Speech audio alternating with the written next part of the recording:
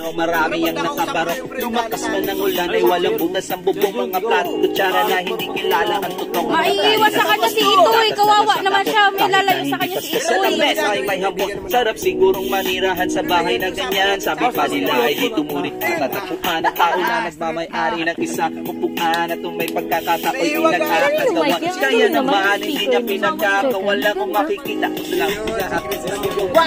Puna na kaupo, sabi go, kanyo naman tumayo.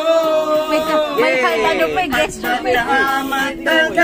At baka matanaw ninyo ang tunay na kalagayan ko.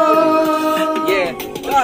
Mawalang galang na po sa taong nakaupo. Alam nyo bang puntakal ng bigas namin ay di puno, tingting ng bahay namin ay pinatagpig-tagpig sa gabi. Sobrang init na tumutunaw na yelo na di kayang bilihin upang ligay sa inuman. Pinakulong tubig sa lumang takuring uling-uli. Gamit lamang ang panggatong na inaro lang sa estera na nagsilbing kusina sa umaga. Yaming banyo na aking unay, may yaman na kaldero na nagtagamit lamang pag aking ama ay sundan.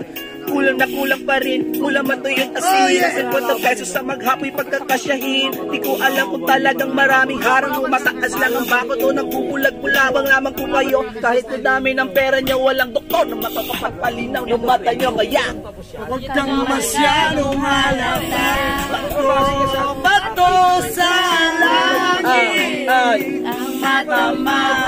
Huwag maganito, bato sa sambu. Matamaan ay huwag masyadong halata. Kalikot nun, kalikot dyan.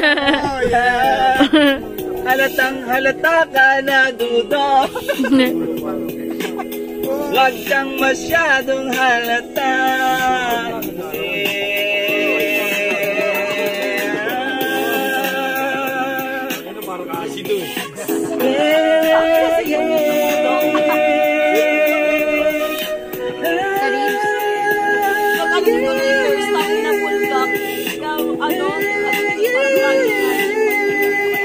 Everyone, 2, 3, yahoo! I would like to thank all the support of my fans. Yes, yes, yo. Yo. Us. Until now, showing pa. Stupid lang. Ay, malupit na dapat